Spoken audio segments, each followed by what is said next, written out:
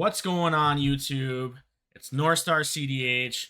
My name's Andrew. I've got a special guest with me today, and his I'm name, Ethan. Yeah. aka Mr. Consistent. We've had five total CDH tournaments. He's known about four of them, and he's top forward four.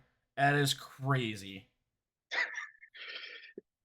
So, What's crazier is I haven't won any of these stupid tournaments, so hoping to do that this month, maybe.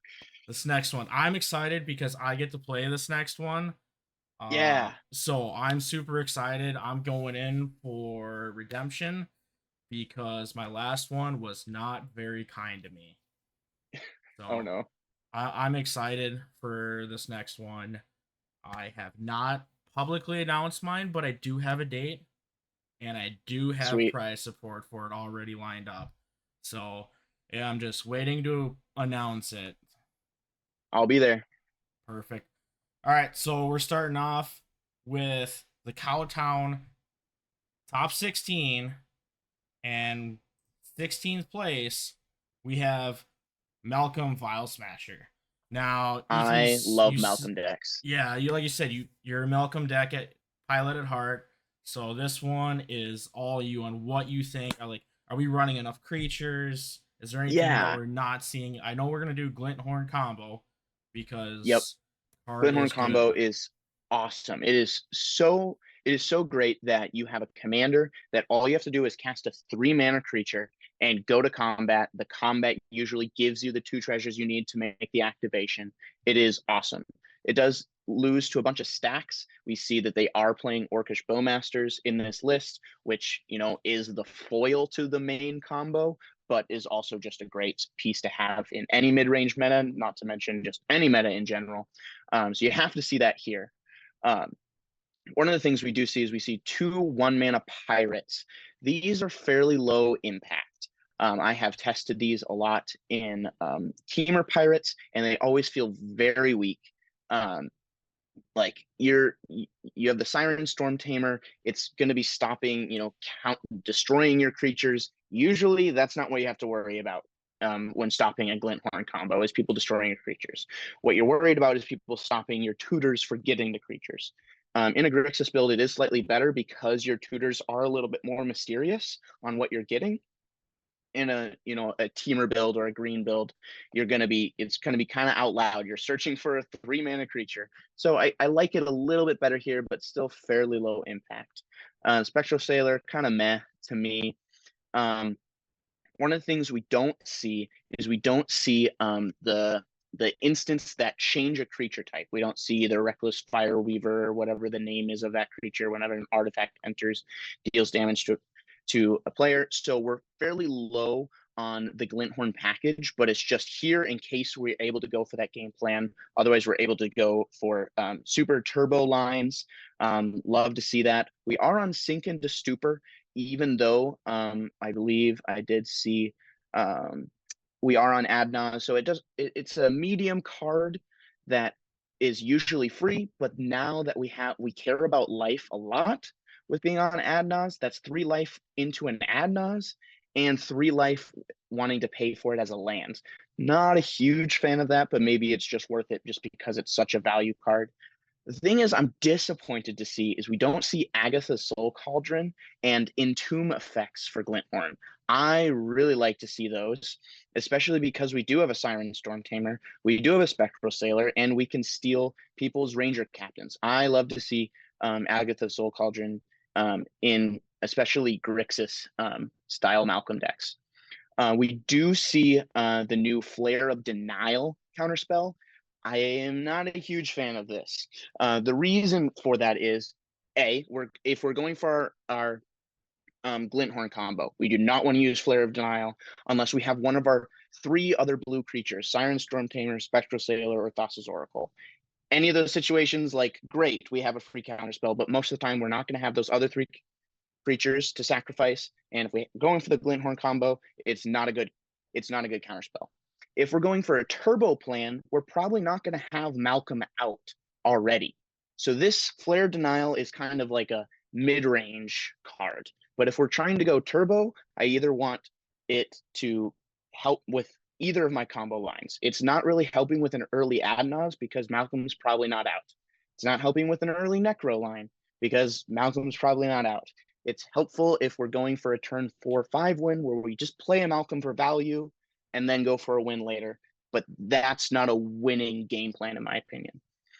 Otherwise, this is just good stuff. So I have no complaints. I like to see the Necro Dominance. Necro Dominance is good, believe it or not. So agree and to disagree with a couple points what you said. Sweet. Grixis value, 100% agree because Rhystic Mystic, we have breach lines. The Necro, Gotta love it. The Necro is obviously a more of the aggro plan as far as we want to dig as fast as possible. My 2 cents is the Necro Dominance. I'm not a fan of just because you go down to 5, and it's unless we want to go just pure aggro, where this list is more of like Grixis good stuff, and it can go the long game because we got breach lines, we got all the interaction. Typical blue.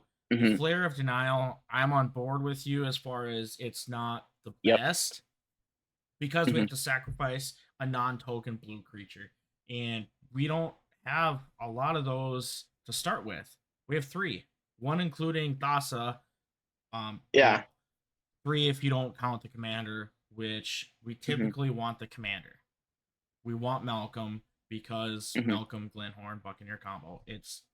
We don't care about sacrificing it if we're going for a Thassa line, but if we're going for a Thassa line, we already have Thassa to sacrifice. Right, and that's the other thing too of like, if you go for the Thorical line, it's fine because it's already on. It's we're responding to the trigger of Thassa.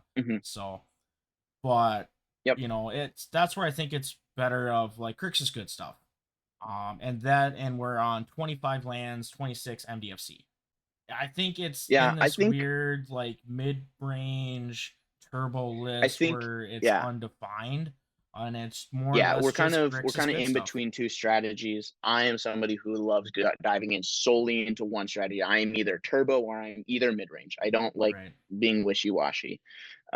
But obviously this pilot did very well. Isn't this like the biggest tournament ever for CEDH or something like that? Yeah, it held the record at 256 players. Yeah, so I wasn't sure top if it broke it or 16 not. is no joke. This player is very good. Better than me for sure. I wouldn't dream of making a big tournament like this. But yeah, I'm good for them. Right. Yeah, we got a Nadu. No, we're going bird hunting. No, okay, it's bird hunting. Okay. My 2 cents on Nadu. I'm not a fan. I've seen too much of it, especially with the Pro Tour. I used to be a pretty big hater, but there is some really good things with Nadu. I do have to say. Oh, Nadu's fantastic. Like, I think it's one of the more recent oops that they screwed up on. See, I think that wasn't it. I think it was intentional. I think it was completely intentional. That's the thing. Okay, yeah, that's the worst part about it. One way or the other. It's either an oops or we purposely did this. For the simple fact is Nadu is a 3/4. It does not die to lightning bolt, and that is it doesn't die to anything. Not dying to lightning bolt is huge. Not only that, but it's a triggered ability. Currently, there's not a lot of things that can deal with triggered abilities. Yeah, so no stacks pieces really. Right, stifle and a couple other things, but you're giving it a triggered ability because you're targeting it. Honestly, in EDH, I think one of its best qualities is the fact that if you cast it on turn 3 with no open mana, somebody targets to remove it, you do get a trigger, and you do get that possibility of flipping a blue land and using your counterspell. Right. I do think that's honestly one of the things that scares me the most about it. Wounded Satellite has talked a little bit about building a control Nadu list. That sounds awesome. It's disturbing. It sounds awful to play against. Sounds awesome to play with. Where you wait to cast Nadu a little bit later, and then you just jam him out there once you've already gained your value, control him in the game a little bit. That sounds like much better to me than just jamming out a Nadu and hoping it lives. Right. This list particularly is really into Nadu because they're playing the 2 1 mana instants that target all of your creatures. Philosophically, I'm not sure I'm in love with them, because when they are good, you have Nadu and a bunch of creatures out. I think in that position, you don't need 1 mana instants to gain you that much more value. Um, I feel like they're generally win more, and they're terrible unless you're in a situation where you're already ahead. So they made this choice and they did very well with it. I would have to test actually playing Nadu and these cards, but philosophically, I don't quite understand why so many people are so high on them. Huge tech for this deck is Spellskite. Oh Spellskite my does gosh. so much work for Nadu. It is disturbing. Hey, I'm gonna attempt to target Nadu with removal. Nah, we're just gonna change the target and activate Spellskite. Oh, by the way, And get 2 triggers. that's a triggered ability. It is disturbing how good Spellskite is for Nadu. Yeah. The fact that this pilot got 15th in this tournament speaks wonders of how good the pilot is and this deck, because we have another Nadu list to go over. It's Hmm. Unctus, Natuko, and Scoot Swarm. Unctus is Adnaz for Nadu. Literally, It it's literally is. it's disgusting. And then we have Kitten, because why Oh, don't you want to gross. reset Nadu and blink them? They are on the Vexing Bobble, so testing out that new card, which I like to see. That one I think is gonna be incredibly impactful, especially with all the blue decks running around in CDH. I mean, I like it in this type of build. I don't like it in when you're going for breach lines right, because it completely stops your own. And it's super awkward when you have a Vexing Bobble out and you're like, sweet, I got my Adnaz to resolve. Now I just need to remove it so I can cast all my spells. And then everyone just starts countering your stuff. And you thought you had an open window. right. You know, See, it, that's it gets where awkward. I think it's Vexing Bobble deserves to be in the decks that aren't running Breach. Yeah, yeah. That's why I put Um, it in my other Malcolm deck. Just throw it in the the other Malcolm thing too that I thing there. do like about this list is we're running Umbra Mantle. Yeah, yeah, It's another free equip, which is huge. So we're not totally. relying on Shuko or Greaves. We actually have Umbra Mantle. Yeah, and it looks like we don't Enchantments, have any accidental infinites with that either. no, Um, which is fine, so because which is totally the fine.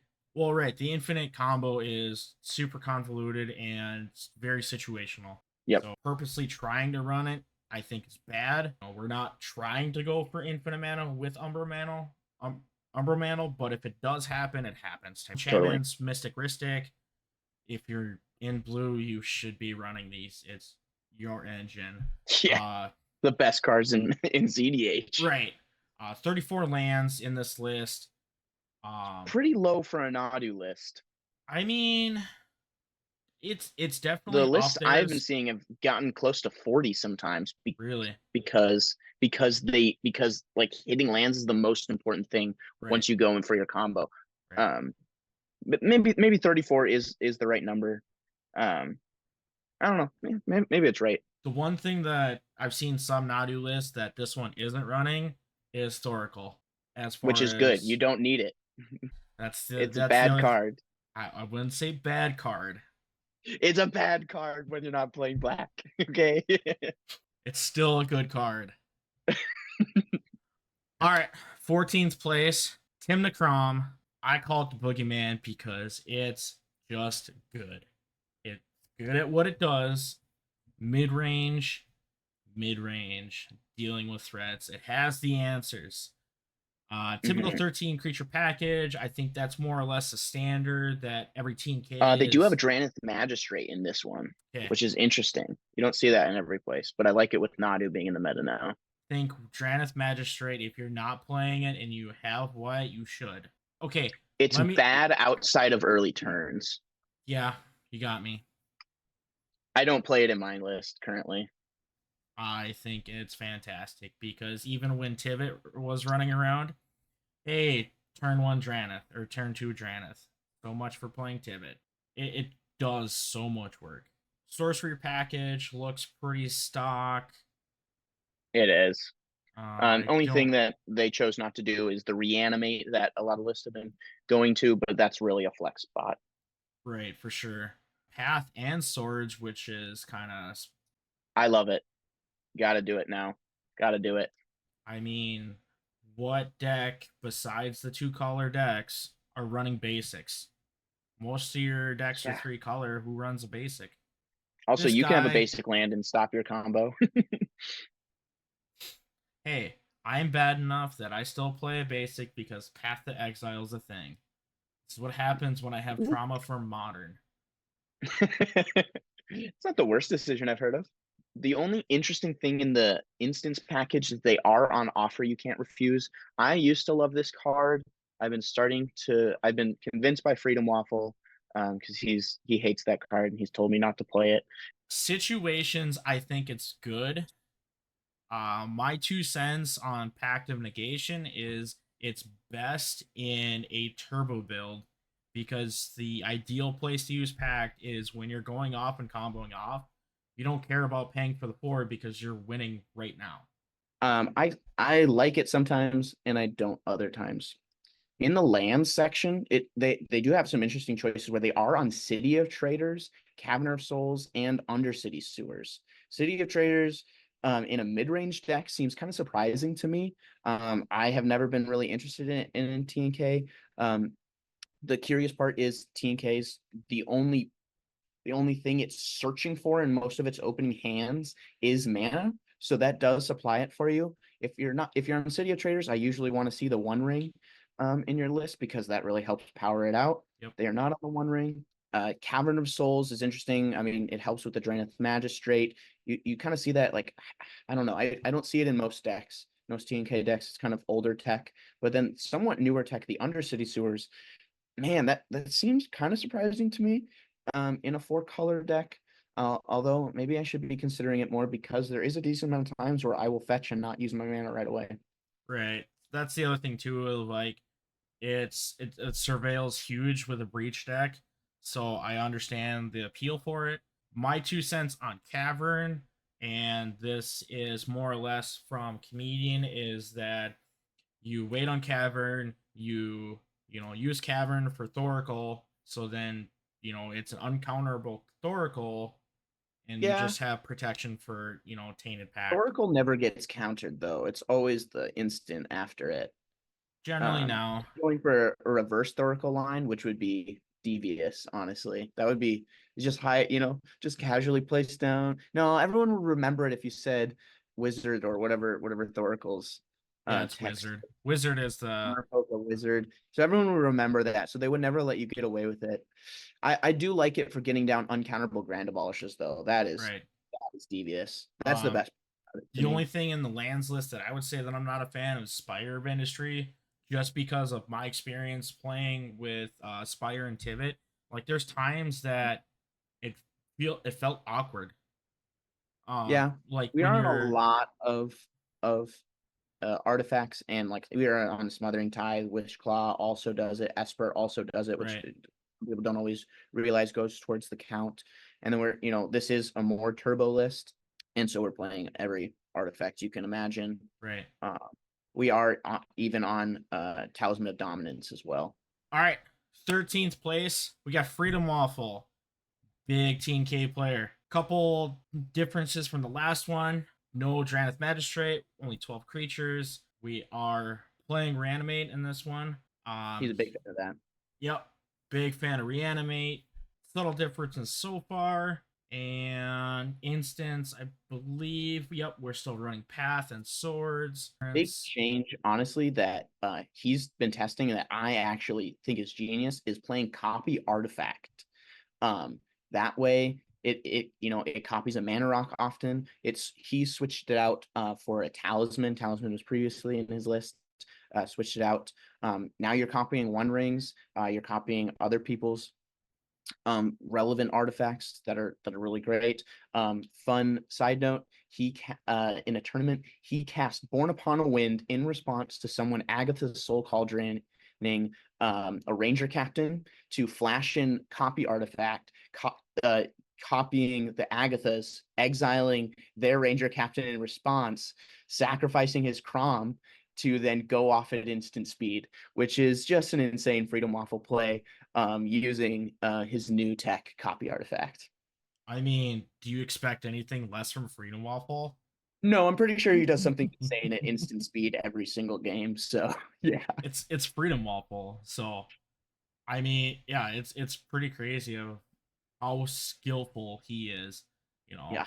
copy artifact. Hey, you have a One Ring. I have a One Ring. He is on the Forbidden Orchard in the land section. I think Forbidden Orchard is getting worse and worse in the meta. You do not want to be giving it to Nadus. You don't want to be giving it to a lot of different decks right now. But in a 4-color deck, having another rainbow land is just so huge. Right. So I don't know if I'm That's going to be taken out quite yet. that's probably the one big downfall to this deck is Forbidden Orchard, just because Yeah. you're giving a token to an opponent. There So, usually is at least one deck that you're like, you can have a token. I don't care. Although I did win a game because someone gave me 4/1/1 tokens with Forbidden Orchard in the semifinals when we were stacked stout, and I used it to get somebody to not silence me. Because I told them I'm final fortuning. If you silence me, I'm gonna attack you twice and kill you with 8 life. And they're like, "Oh crap!" all right, here's a spicy one. 12th place. We have Street Urchin and Ernest Gloomstalker. This is something that you just don't see in a CDH tournament, let alone a big one like this. This is crazy. One of the main combos that we have in here is Kiki Jiki, Tower Scout. Tower Scout ETBs, untapped target creature. Hey, Kiki, we're just going to make a ton of Tower Scouts. Kiki Jiki, Dockside. Seems kind of good. I don't know. Yeah, Magda. Dockside, any Ma- card is good. right. Magda, we're going to make all the treasures with Yep, Dockside and just, abuse Magda. It's This yep. deck is crazy. I think it's super cool. It is an Endurance. insane rule Dockside deck because of the Street Urchin. Once you have infinite mana, infinite treasures, you can sacrifice those treasures to get the damage on people, which is great. People don't always often realize this. Honestly, Right. my favorite part about this deck is it can play a bunch of stacks pieces and then sacrifice them to the Street Urchin. You can Right. play Collector Oof in your Dockside deck because you just sacrificed it. You get to play a bunch of awesome stuff. You get to play Null Rod and sacrifice it to the trigger. You get to play Trinisphere, which is awesome. Like there's some sweet stuff in this deck. Oh, for sure. Cursed Mirror, I think, is still underrated. Yes, Definitely. the downside is it's 3 CMC, but it's a rock and a copy spell. You have a I dock mean, side, I have a dock side. how many Phyrexian Metamorphs are copying ETB triggers and then doing nothing for the rest of the game? This Right. is a different Phyrexian Metamorph that taps for mana later on. It's not as flexible, but definitely there's some good stuff with it. Um, yeah. My favorite one in here though is Pattern of Rebirth. Put this Mm, on a creature that you don't really care about, and you're gonna sacrifice it anyway. And then yeah. we're Oh, gonna go that's get so Protein great. Hulk. Protein Yep. Hulk is gonna, ETB, do its thing. We're gonna go grab Kiki Jiki if we don't have it. And then you Oh, I just, love it. use Kiki Jiki on Protein Hulk because we're just gonna grab everything that we need. And then that way you can 100%. grab your Tower Hulk to untap Kiki and combo off and win from there. That's great. So I this do love to see the Vexing Shusher in this list. I think Vexing Shusher in a slow mid-range meta, which we're coming out of, in my opinion, is awesome because you have the time to cast it, and then you have basically 1 mana counter spells for the rest of the game. Oh, for sure. Vexing Shusher, I in a you know non-blue deck, I think is fantastic. Yeah. Is you know, hey, I'm gonna play whatever I need. We're gonna do Vexing Shusher first, and then we're gonna yes, it takes a turn to set it up and whatnot, but the value that you get out of it is a protected spell. Seems Hmm. good to me. Well, and you can protect your opponent's counter spells, countering your opponent's win cons. It's Mhm. awesome. Toski is in here because, hey, we're going to be doing a lot of combat damage, so we Yep. need to refill our hand. Toski does that fantastic for us. The one thing I'm really interested in is they're on the new Eladamri. They're on the new three mana Eladamri. It helps crack your Goblin Recruiter lines, which is nice. Going into Conspicuous Snoop, which is just Kiki Jiki lines. Which is really interesting. I wonder how relevant the second ability is. It might actually the third ability might actually be really relevant, sneaking in combo pieces when people least expect it. I kind of like it. That's interesting. I haven't seen too many deck lists where I've liked the Eladamri inclusion. I think this one is one where I do like it. Sneak in a Collector Roof. I Oh like yeah, that a lot. like you said, I think this deck surprised a lot of people. They didn't Yeah. know what to do with it, and they basically just left it alone. Tybalt's Trickery. Okay, Yeah. you don't see this in CDH. Not a ton. I do see it from time to time. It is a spicy intake because it is all random of what your you know the opponent gets. Yep. So it could backfire in you, or it could just help as far as you're gonna counter something and then they just get a dork or something incredibly irrelevant. Yep. That's why you're So probably not using this to counter value engines. You're counting this to defend your win or stop another player's win. right. And so it takes a better pilot, I think, to use this card. Because it is underpowered and they do get something random in return, which is a little scary. 27 lands on this list. Some ones that I do like. Obviously, Cradle Really interesting. Beseju, Talon Gates of Madara. I think this one is fantastic. Yeah. Hey, we have a Dranith out. We're just gonna phase it out. It saves you a turn from Nadu. It does a lot of work. Yeah. One really interesting thing that references the lands is we are on Realms Uncharted, which is it searches for 4 different lands, and an opponent puts them into 2 piles, and one goes into your graveyard and the one goes into your hand, and you choose which one goes into your hand, which is really interesting. It I'm trying to figure out what is the card that they're really going after. Like this, like you don't put this in your deck unless it's really important. Obviously, this gets you your shifting woodlands. I was just gonna say Um, Cradle, Shifting Woodlands, um, Allen Gates. Gyre, depending on the situation. Yep. It gets you to Talon. I save think it's more you. just utility. Like you get Emergent Zone. You get your Beseju. Honestly, I think it's just one of Oh, those. this is what it's. This is what it's doing. It's getting Lazotep Quarry and Shifting Woodlands, which you can copy a creature in your graveyard basically. And so what this is just a way to get a copy of a creature in your graveyard. That's really interesting. So it's gonna get both of those and then 2 other value lands that they think is really important in that moment. And that's a way to come back after really important creatures were removed. That's hot. Right. I like it.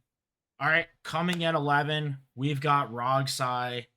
It is turbo, turbo. We're winning as fast as possible. Mr. Consistent did a turn 2 win with Rogsai at the last event, and it was crazy. It was awesome. Semifinals got me there, and in the finals, one of the things with Rogsai that this pilot knows that I am still learning is when you play Rogsai, you don't try and win as fast as possible. You have a win as fast as possible. That doesn't necessarily mean you jam right away. I stupidly jam every time, and so I'm learning to sandbag. This player probably knows that, and so this list is almost identical to mine. The only change is I am on Infernal Plunge. pay 1, sacrifice Rog, get 3 mana of red mana, and they are on Orcish Bowmasters. I'm gonna take a second to talk about Orcish Bowmasters. Orcish Bowmasters stinks in Rogsai. It doesn't improve our position towards winning ever. At its best, you have it already on the battlefield and somebody wheels. In that position, at its best, the thing I'm most excited about is the wheel and the cards going into my hand. I don't care at all about 21 damage. It like 21 damage is never a way I'm winning the game. I might be able to remove some stacks pieces, but like it never pushes me towards a win. I'm much happier about a wheel than Bowmasters, and it's so low card quality in a deck that doesn't have card advantage in the command zone. But there's a lot of pilots that are better than me that are on it, so I'm gonna fight until the day I die, or until the end of the day I get proven wrong, which will probably be anytime now. That's the stone that you're gonna fight that- over. that's what I'm fighting over. I would Orcish much Boatmaster's bad. Got it. in Rockside, phenomenal in a TNK in a mid range list. So Not you're good saying in a the deck where it 4 doesn't. wheels that we have on the list, Yeah, not relevant with Bowmaster. no, not at all. I don't care about killing your creatures or dealing you damage. It doesn't do me any good. Like that doesn't push me towards a win. Gotcha. Like it's only good in a stacked out board in which I can Bowmasters and wheel. In that position, I'm probably not already winning anyways. Like if I'm able to like tutor for a card, it's not going to be Bowmasters and wheel in that situation. Like Bowmasters is just so low card quality towards our win. Like I would much rather see a Fimage in the deck to copy another person's Bowmasters when I think it's actually beneficial. Copy a Dockside, copy a Talion, something like that. I ended up not going towards Fimage, but this is a very common include in a lot of Rogside decks right now. Honestly, my favorite part of Orcish Bowmasters is I get to sacrifice the token, and I felt like I probably shouldn't have it in the deck if that's my main reason for playing it. Right. Side note, warning to all those who have not seen what Flare of Duplication does for making Rogside consistent. One of the wins you have to be careful of is, you always have to be careful of Thassa's Oracle, Demonic Consultation. Now you have to be extra worried about it. If you have the 2 blue and 1 black, all you have to do with Rog out, cast Demonic Consultation in response to cast Flare of Duplication, sacrificing Rog to copy your Demonic Consultation. Once you have copied your Demonic Consultation with the top copy, you get a Thassa's Oracle, providing it's not in the top 6. Then with the bottom copy, you exile your library, cast Thassa's Oracle. It is a super slick win that is terrifying if it is not an open window, and is phenomenal when there is an open window. That is a win line that everybody should be aware of when playing against a Rog.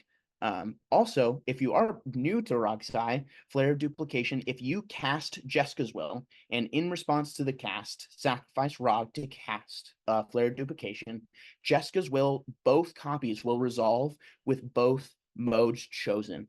So you can get 2 Jeska's Will, usually like 10, 12, 14 mana, and 6 cards. It is nuts. So there's some things on Rogsai. We are on the Necro Dominance. It is great in Rogsai. We are on 3 Final Fortune effects, which makes it a lot better. In the last tournament of yours, Andrew, I actually never went for an early Nas. I Really? went for early Necro multiple times. The only time I went for a Nas was on like turn 8 or something like that, right before we went to time in the first round. That's crazy. So that's one thing I wanted Yeah. to talk, because you did play it, you did really well. Flare Duplication. Yep. Another one that I'm still not used to seeing is Deadly Rollick in an ad nauseum deck. Yep. So I'm used to seeing like Hullbreaker Horror, and it's just like, whoa, 7 mana. This is a little ridiculous. Yeah. And ad nause, you don't want to add nause into it. I'm just not used to seeing Deadly Rollick. I think it's good. Exile a creature. If I would anticipate eventually it will start being cut, because we're getting so many good cards that are higher mana value, and eventually you're just going to start needing to lower your curve, and that might be one of the cards you cut. Currently, with how they're built, I would not be removing it anytime soon. It is so good for early removal of stacks pieces, late removal of stacks pieces. Totally fine to have one that being one of your very few 4-drops in the deck. Although I do anticipate, we're gonna get a lot more. We're gonna get a lot more cards that are going to go into a Rogsai, and eventually it's going to start getting removed. One of the inclusions I am a big fan of is they do have a grinding station in the list. Grinding station comboing, with your Underworld Breach. The reason I'm a big fan is I really like going for early demonic consultations for Adnaz and or for Breach, and just having another piece with Breach that if some of my other stuff, my Brain Freeze gets exiled, I'm not even worried. I don't even care. If I'm going for an early Breach with a demonic consultation or a tainted pact. So I'm a big fan of that in that spot. So what's your take on Underworld City? Because we want to Yep. be a turbo deck. I know it. We're gonna fill the graveyard. More than likely, it's gonna Yep. go in the graveyard. Yeah. So Underworld City, Underworld Sewers, I think it is. Sorry, sewers. Words are Undercity hard. or something like that. Card the blue-black surveil. I was off and on this. I actually put it in a couple of days before the tournament. I was not on it because it just feels so bad it ruins a couple of your mulligans here and there, and that is the reason you do not want to play it. The reason you do want to play it is we can't plan on bad situations. We can plan on our good situations. In almost every single game plan, we are doing awesome stuff. And it is in a deck where we do not have any card advantage in the command zone. It feels like a time walk where I get to remove the top card of my deck that is a bad card. It feels like it's a card draw. It feels like a fetch land. Any of my fetch lands can draw me a card in a deck where I don't have card draw in the command zone. Right. And so it feels like 90% of the time, I am super grateful to have it in my deck. The 10% of the time or lower that it's in my opening hand, I am devastated. I do It's just not want awkward. that. I do think there's enough situations where I am happy with it in the list, and it feels incredible some of the times. Like when I'm top decking after I've been stopped, like I feel great getting a fetch land because that feels like a card draw to me because I get to surveil one. And so I do think it's worth it. I don't blame people for not being on it, but I do think it's worth it. Right. I mean, fetch land, grab it right away. Get all your 0 mana rocks out. Play your Roxai. You're more than likely gonna have something to do. Yep. You're just It's great for when you're sandbagging early and you're just like, all right, I'm gonna pass the turn. Everybody has open mana. I'm just gonna sacrifice this, get a surveil land. Don't want that. Oh, I found a counter spell. Great. right. Now my is a little bit more open. So I am a there's fan potential. So I think the They're definitely potential is there that it outweighs the negative of it coming into play tapped. So Yep. I'm not a fan of it if you did have card draw in your command zone. If you did, I'm like, no, this is not worth it. It doesn't do much. But in a deck where you have none, it feels really good. A pretty solid amount of the time. all right, Pretty good. coming in at 10th place, we got Nadu. This list is a little different from the last Nadu list that we've seen. We're not running as many creatures. We're running more of the control package, which is a little different from the first one that we saw. And this is the other build that Wounded Satellite was kind of taking this control approach to, and it paid off for this pilot. 10th place, still really good. We're playing the One Ring in this one. We're still running Umbra Mantle, Shuko, Greaves. This one is running Earthcraft, Which is I really like that actually. Earthcraft has a love-hate relationship with players. It's either you love it or you hate it. There's no in between with Earthcraft. So it's one of those ones, if you're playing it, it's good in your deck that has that strategy that Nadu is looking for. This one's running 32 lands which we're still figuring out Nadu. It could be the right amount, it could be a little light. Just don't know yet. We're still early in the development of Nadu. We got Syphilitic Coliseum. Target player draws 3 cards and discards 3 cards, activate them fully. 7 more cards in your graveyard. The combo is basically you're going to target your opponents to have them draw their entire deck, and they can't draw any more cards, they just lose. I do have to say, I am actually a much bigger fan of this list than the previous list we saw. I'm not a Nadu pilot, so don't take my word for it on which exact one you should run. But we've got a lot of really great synergy here. One, this list is on Minamo, School at Water's Edge, which untaps your Nadu, even if it was untapped to begin with, which just gives you a trigger. It works great with the One Ring. I don't know why the other pilot wasn't on it. Jumping to the instance, we are on March of Swirling Mists, which I think is fantastic because it targets a bunch of your creatures. It protects them, which you definitely need. It can also remove stacks pieces if you need as well. So that just, it feels like card advantage in a protection spell oftentimes with March of Swirling Mist. We're on Force of Vigor. I think we probably need to be. We are on Transmute Artifact. Sounds great. Get my Shuko, please. We are on Misdirection, Dispel. Love to see it. This list is on Force of Negation, and the other list wasn't.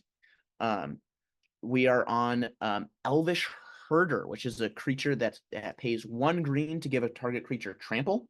Works great with Earthcraft. Tap one of your creatures, untap your basic land to be able to get a trigger. And then, if you have another creature, you can tap that to untap a green to get a trigger. Seems really good. You create a ton of mana. Cyclonic Rift is an absolute must, in my opinion.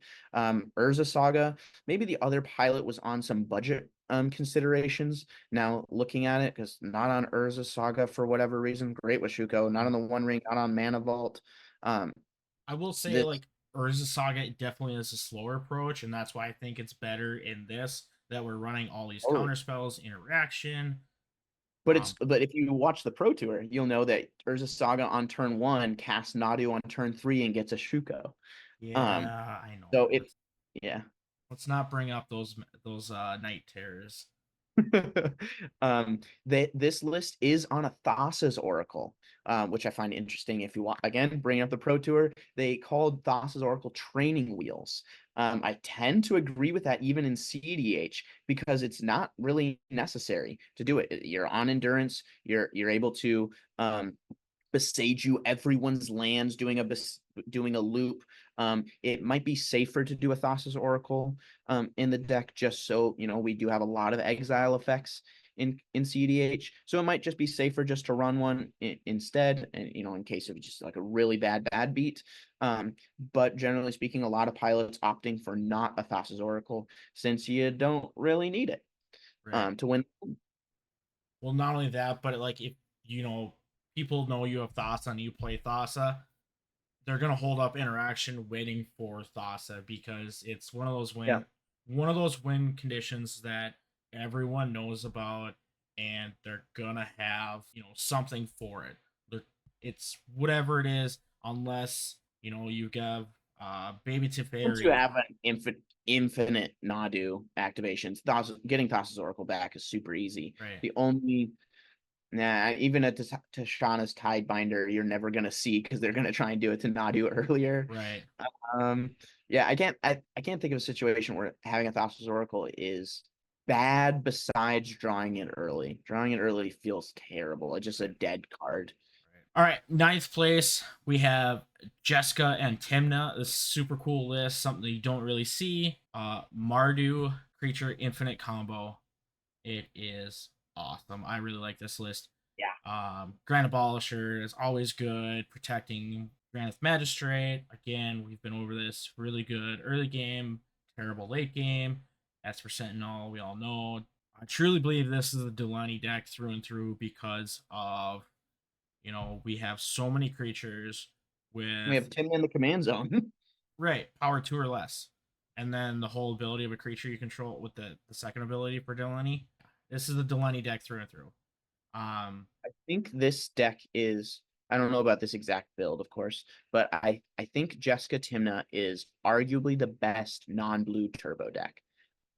You have access to Adnaz, Breach, and Reanimator lines. And if you can create infinite mana, you win with Jessica. There's a lot of really great slots. I would recommend everyone just to go look and study this deck. I've actually been looking at building this. I've never played it, but I've been admiring it from afar. Right. I think this one's super cool. Not definitely not my favorite Mardu turbo list. There's one that's coming up that I really like and I would love to test out. So, Hmm. but we'll get there. We'll get there. This one's super cool. Yeah. Like you said, we got a bunch of ramp in here: Entomb Effect, Reanimator, Cabal Saw in half, Ad Yep. Nauseum, Tainted Pact. So all of the rocks, Vexing Bauble, I think is really cool. It Max just P is a feels big fan weird. of it in turbo decks. I tend to disagree with him, but he is a very good player. So I don't Right. know.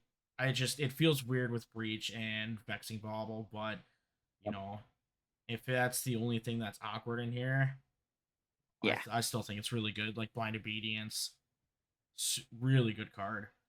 Yep. Um, We have the new 25. Chthonian Nightmare. Right. If goes infinite with Dockside super easily, which means we win with Jessica. Right. It's so good because you have an infinite outlet in your command zone, plus usually control and a control element. Because if somebody's starting to play some terrifying creatures, you cast your Jessica, remove them really quickly. Otherwise, later you can go infinite with half of your command zone, and the other half grinds. Like is the one of the best grind engines in CEDH, let alone just as commanders too. Right. For On the sure. Static Prison too, which is an awesome one mana enchantment removal spell. It's probably the best sorcery speed. One of the best sorcery speed removal spells we've seen recently. Definitely an interesting include because of the sorcery speed, and we are in CEDH, and usually that doesn't fly. But this is Right. any non-land permanent remove for 2 turns, which is an eternity in CEDH. Oh, for sure. So I do like it. Especially when games last for 3 hours long. Yeah.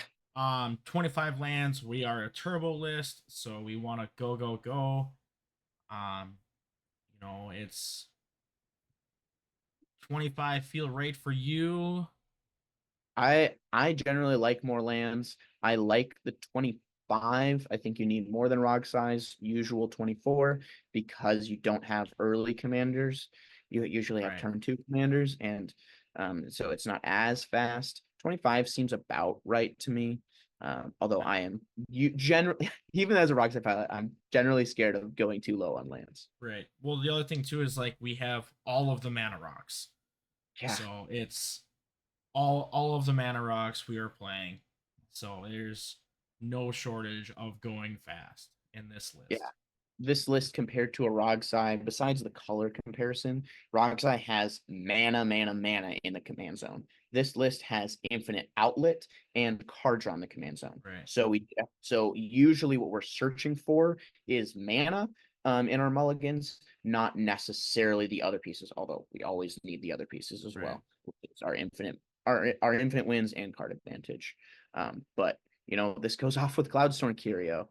I've been seeing a lot of decks that have been going back to what feels like to me older combos of Cloudstone because it's been kind of out of date for a while. But we see Right. this with Wild Grass, we see this with this list, we see it with a bunch of different decks now. Is I think going to Cloud. I think people just forgot about it. Yeah. Honestly. The other thing that I do like though, Orm's Chant. Yep. So 2 silences in a deck, I think that's awesome. Yeah. 2 instant speed ones, gotta love Oh, it. for sure. And it feels better using an Orim's Chant on someone else's turn than any other spell because it's kind of scary casting a silence on other people's turns sometimes. Right. Uh, because or using a ranger captains on someone else's turn and stuff like that, because then sometimes people will copy it and start going off in response and stuff like that. So I really like the Orim's Chant. Another card I really like in this list is Lightning Axe. Yes, to Um, discard your hoarding broodlord. yep. Well, not only that, but it's a discard outlet that you need, and it deals 5 damage to target creature. Guess what? We're going bird hunting finally. We're going bird hunting with a lightning axe. I 100% on board with this card. All Eighth right, place, not bad. coming in at 8th place, we have Sisse. We got a couple of these coming up here shortly, so we're just gonna go over the different build lists, some differences, because there's a couple different ways that we can win with Sisse. This one we're more focused on the creature combo line. We have Emil, Dockside Loops to generate infinite mana. The Revi's really good in this one as far as untapping stuff. Oh, for sure. Yeah, it's On Italian, interesting. Yep, Talion's in here because of the draw engine that it provides. Talion's very good. Yep, this is the clam chowder version, aka the East Coast no bad cards Sisse. We are a Turbo Nas, Turbo Breach deck that has Sisse in the command zone to be able to win with as well. Where there's instead of having card advantage in the command zone, we're opting for combo in the command zone, which is not necessarily a bad option, especially a combo that doesn't cast spells. It is awesome against the mid-range like Rhystic Study meta because you don't need to cast spells to win with Sisse. It's awesome. Right. This one's super fun. Bunch of typical interaction that we see. We got intuition lines for brain freeze, breach lines, Soul Cauldron, which I'm a fan of. It does so much work in CEDH and with these mid-range ish style decks. It's an auto include in Sisse. You pump up Sisse to be able to get a higher mana value of searches and makes her ability of Wooburg just cost 5 generic if you want. Right. Soul Cauldron is fantastic in here. Also, a legendary artifact, so you gotta be careful. Yep. Because you can search it out with Sisse. Oh, I totally forgot. Wow, It's so good in Sisse. It's an auto include. If you're not running it in Sisse, you're missing a huge piece. It helps you combo. It's so good. One of the interesting cards in this list is the new Tiny Bones, the Pickpocket. It's whenever you do combat damage, you may exile target non-land permanent card from a target player's graveyard, and you can cast that.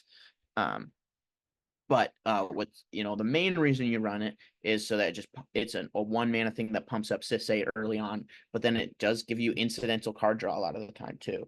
So that one's interesting. I haven't seen this too often, although I'm not looking at Sisse lists every day. See, I'm not a Sisse pilot. I'm not a fan of 5-color, so you will have to excuse my ignorance, but I've played against a few Sisse lists because of Thing in the Ice. There is a Sisse pilot in there. Yeah. I've been looking at Sisse a little bit. I've been thinking about just building it really quick and bringing it to the next tournament. Although I think Sisse is going to take me a little bit longer. I already kind of bit off more than I could chew with Rogsai, so I might slow down on Sisse. And this Sisse, again, this is the no bad card, so it's like kind of like, oh yeah, I do have Sisse versus like all in on Sisse. Right. And so I would probably be biased towards the voices I've been hearing and go more towards the Planeswalker plan, which we are about to see in a second here. Right. So yeah, jumping right in the next one, Sisse number 2, and this is the Planeswalker build. And classic. Yeah, this is the classic Sisse build that a lot of people go to. We just loop a combo with Amanatu, Teferi, and where is it? Dahada, I think it is. Yep. But the actual win should be it's you combine Nicol Bolas, Amanatu, with Oath of Teferi to exile everybody's stuff and start drawing cards. That's what it is. And win with a myriad of things from there. Decently convoluted, but once you get infinite Sisse activations, you win. Dahada also cleans some things up as well. Yeah. So this one, we have quite a few creatures. We are trying to protect our planeswalkers, but there's some ones that I am a big fan of. Lavinia. Yes. Lavinia is fantastic early on. Your 0-mana rocks, guess what you're not getting? No early Force of Will because, hey, we usually need the 5 no mana. Adnaz either. Like, your big non-creature spells gone. Like, you can't cast them. So I'm a huge fan of Lavinia. I'm a stacks player at heart, and Lavinia speaks to the stacks in me. Oppo, you have to play it. It's black. We do have Dockside Loops, Emil Dockside, Derevi, Fila. the good dog, the good old Yeah, boy. Belia. Really Ilya. interesting. So this one's really interesting. When it ETBs exile up to one target non-land permanent at the beginning of the next end step, return that card to the battlefield under its owner's control. If it exiled under your control, put a +1/+1 counter on Philia. So it's a lot of working with ETBs on this one. It's Yep. just another blink, but It for it creatures. removes stacks pieces. Like if you That want it to go does. and you can cast it when there's an oppo agent on the battlefield. You can exile the oppo agent until the end of your turn, and then if you're not able to win, well, it comes back to stop your other opponents. It's great at removing stacks pieces. Even if you're like, oh, my dockside got stopped, let me cast Ophelia, exile it, return it to the battlefield, and go off in my end step. Right. It's a great card. Another one I'm a super fan of is Sky Turtle. Yeah. You're not if you cast Sky Turtle for the creature, there's a chance you're already behind. Yeah. You're never casting it for the creature unless it's a super stacked out board. And then it feels great if it's a super stacked out board. Right. 6/5 with Ward 2. Right. Feels fantastic. But you're mainly going to use it for its channel ability. Return target card from your graveyard or return target creature to its owner's hand. That's where the utility of this really is going to shine.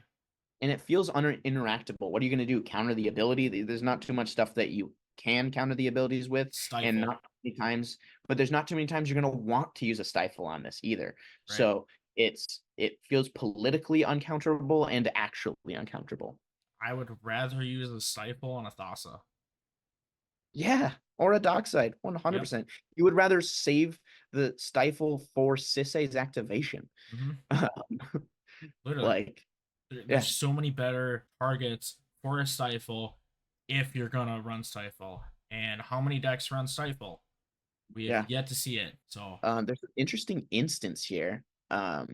We are on the Legolas's quick reflexes, which is incredible at what it does. If you love protecting creatures with split second, phenomenal. If it's kind of meh in your deck, terrible. Right. Like why would you play it? In this, you do want to protect creatures.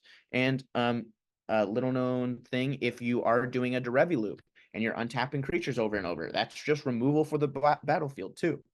Mm-hmm. We are on Strict Serenade, which is interesting to me. This feels like opposition agent tech to me, because you cannot have that on the battlefield. I love this card. Okay, I have a little spiel on this one. Go for it. Let's hear it. Strict Serenade is great at being a proactive counterspell. Mm-hmm. What I mean is, if you're in a deck that wants to be proactively throwing out counterspells versus being a deck that goes, dang it, I have to use a counterspell. That's the type of pilot I am. I do not want to use counterspells. I want to convince my opponents to use their counterspells. I want to save mine to protect my wins. Strict Serenade cannot protect my wins. It can only stop other people's wins or stop your stacks pieces. And so if you're in a deck like Italian, I think it's really good. I think it's great in Italian. I think it's one of, it might even be good. I think it's good in Tivit because you're being more controlling and you're fine being proactive with your counter spells. You're a deck that's kind of happy with countering other people, slowing them down. Right. This is a deck where I'm more okay with it because we have to stop certain creatures from just shutting down our ability to play the game. So I'm fine with it in this inclusion. We are fairly low on other counter magic though. And so this deck might feel that burn of not being able to protect wins with that counter magic. Although with being Sisei, you're not casting spells to win the game very often, right. Especially in this list, which is the creature and planeswalker combo, not casting Adnaz combo. So I'm interested. I'm not against it in this deck, but Strict Serenade, I'm usually suspicious unless you're in a controllee build. And see, that's why I love it. You nailed it perfectly. Yeah. It's proactive. Hey, casting One Ring, no. Casting Dockside, no. What's really good is when someone, is trying to cast one of their engines, like Talion, like Temna, whatever it is, it's a good, counter target creature. On Saturday, we were doing a counter war, and I had Strict Serenite in hand, and it was the last counter that I had because we wasted all the other counters. Nope, Strict Serenite, and it felt fantastic. I'm a huge fan of this card.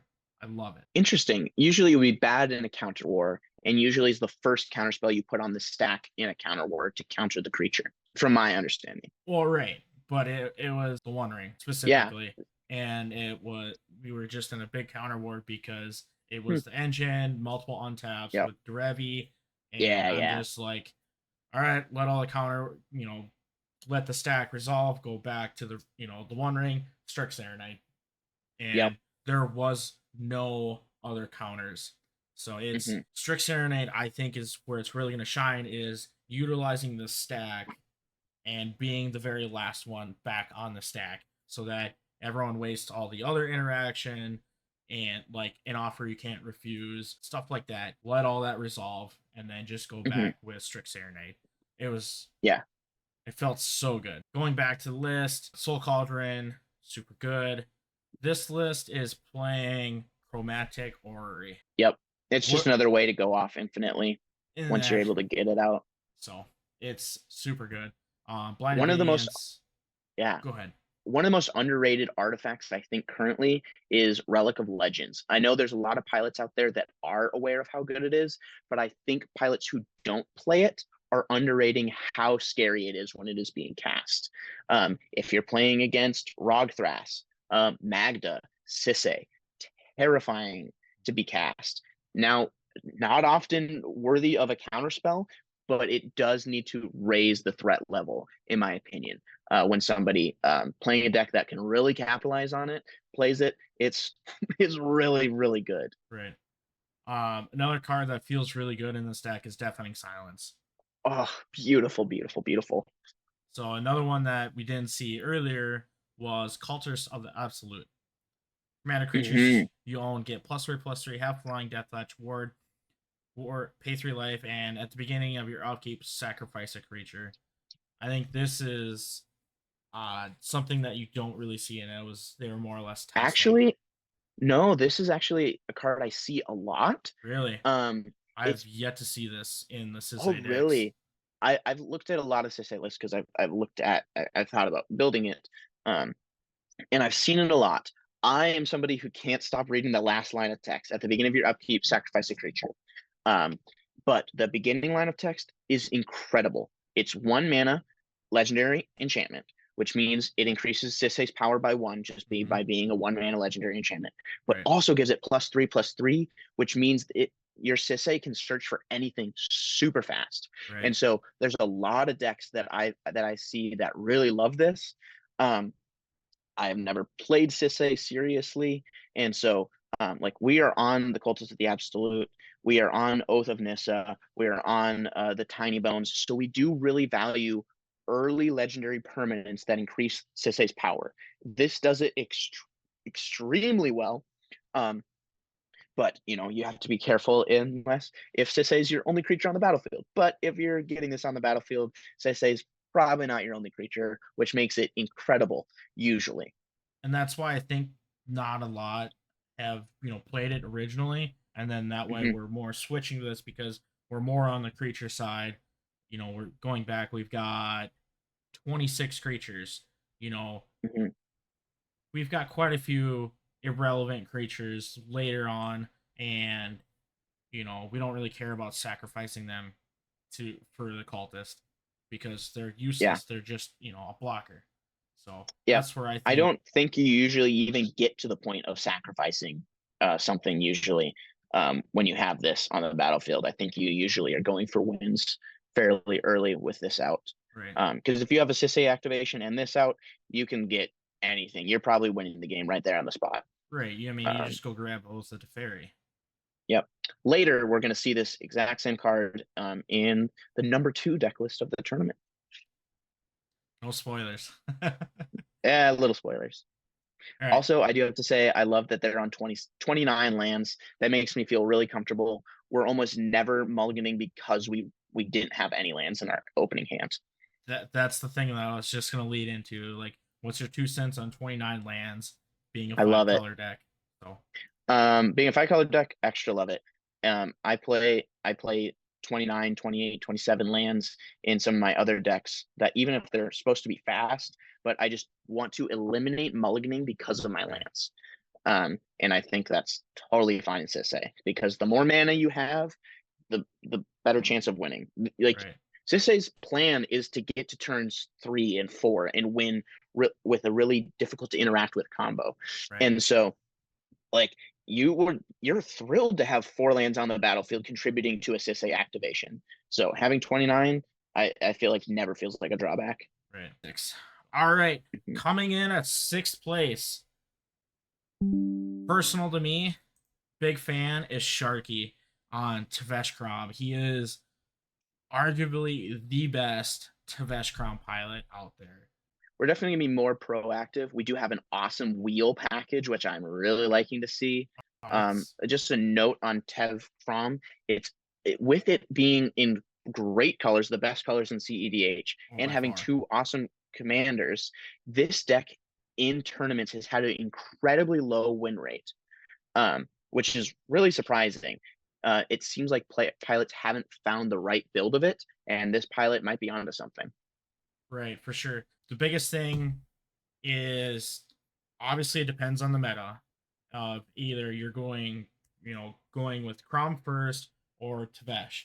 If you can ultimate Tevesh, which doesn't happen a lot, very rarely, you get all of the commanders. So you're basically plus 2ing Tevesh to get blockers, so Tevesh sticks around.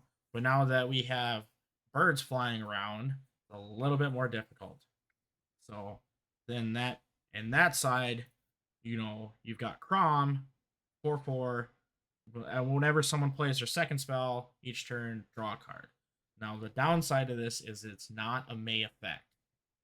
So that is Yeah. the only downside is you have to draw a card. There is no May. But And I've been finding that people aren't triggering Croms as much lately. well, yeah, it's feeding the Crom player. Making them draw. It tends to slow the game down a little bit. So like it, the biggest factor for this deck, I think, is the meta of Mhm. in the table, knowing your players of like, all right, can I stick a Crom? Slow the game Mhm. down. Are they going to feed into me? Because ad nauseum, you that's the other thing too. Creature heavy meta, you're gonna get attack first because ad nauseum. Mhm. It's the play that everyone is of like attack the ad naus player because they can just dig. Even though we are playing Hullbreaker Horror for 7 and hitting that off ad naus really hurts, Yep. but the upside for Hullbreaker is so good. So it's definitely Mhm. worth it. Notice of like we're only doing 1 copy spell, Flesh Duplicate, because we can blanket with Displacer Kid and Hullbreaker Horror, Mhm. just to do present more loops with Dockside. So I'm a I'm big surprised by fan of no this. Phyrexian Metamorph. That is the other thing that's not playing is Phyrexian Metamorph. I think that is more of a flex slot with Notion Thief, but with the wheel package that we have of Wheel, Windfall, and Twister, Notion Thief gets really good.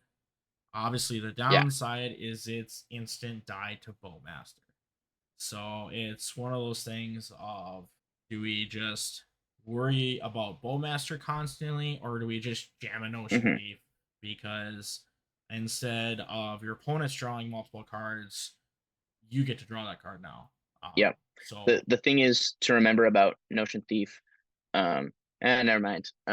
Like usually it's just good enough. Like if somebody has a Bowmasters on the battlefield, you can cast Notion Thief, cast a wheel, you draw all those cards, and then they get all those triggers, which right, you just don't even care because then Notion Thief dies then. I don't care if it dies then.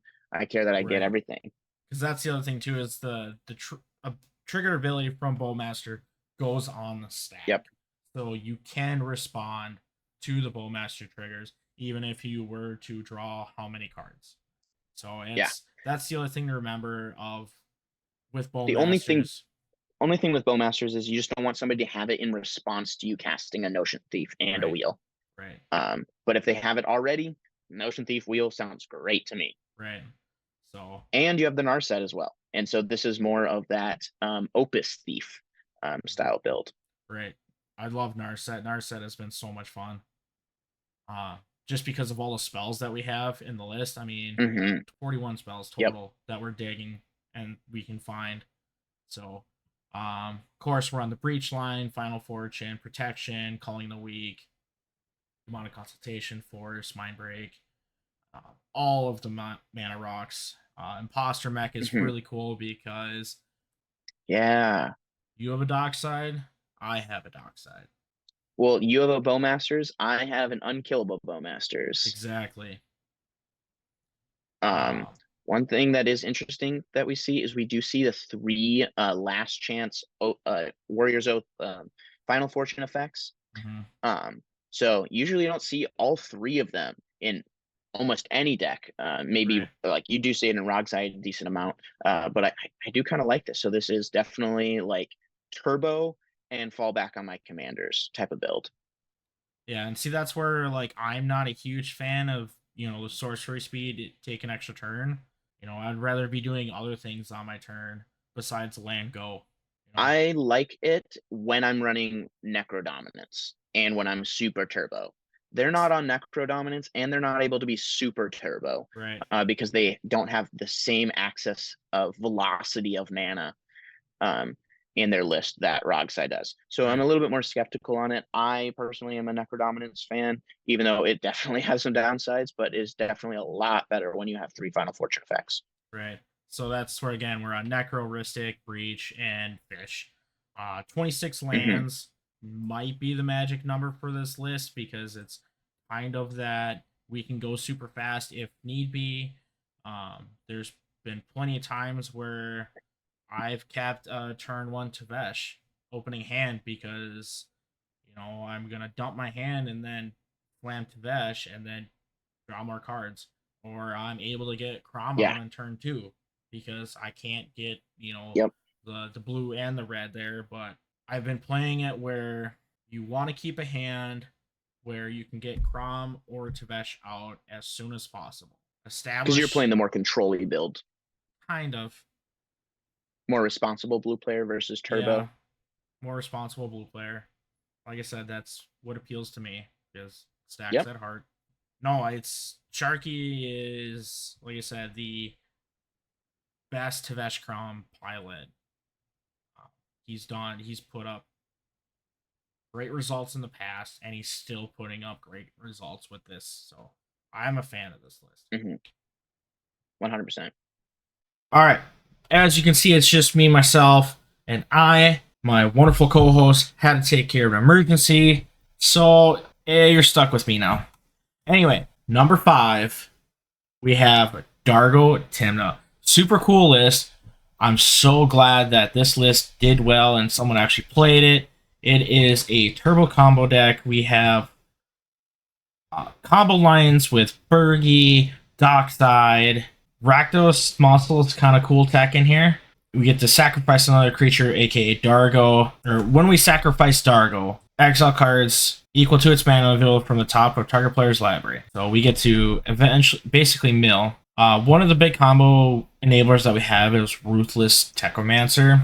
So what's going to happen here is we're going to use Techomancer with Dargo. So Techomancer ETB, we are going to sacrifice Dargo, creating 7 treasures because it's to his power, and then we can just generate a loop by Techomancer's activate ability, and then return target creature power X-less from your graveyard to the battlefield. So we're gonna generate a loop with Dargo, Bergie.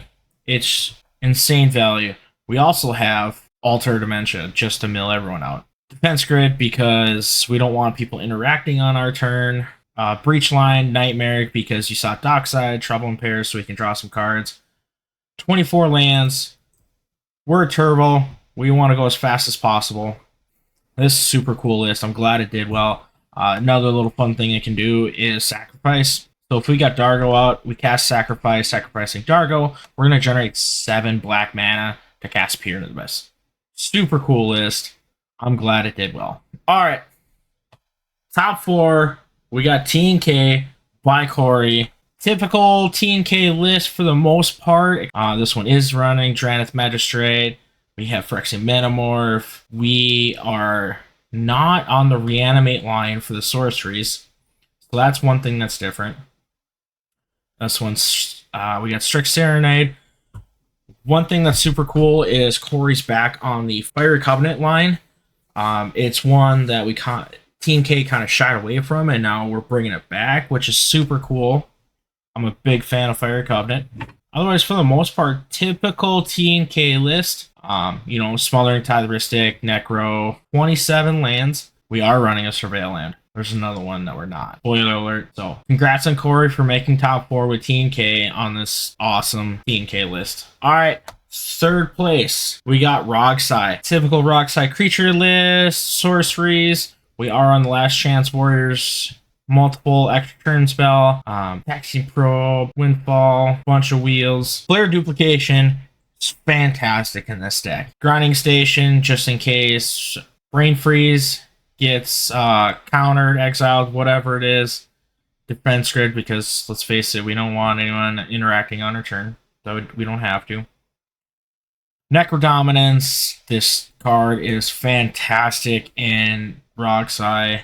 It is another Necro Breach Lines, 24 lands, and we have a Surveil land. Early turns, it's fantastic. Late turns, it's not the best, but it fills your graveyard for the Breach Lines, and the upside for it is, in my opinion, better than the downside. All right, second place. One of my favorite YouTubers, Magic players, Comedian MTG.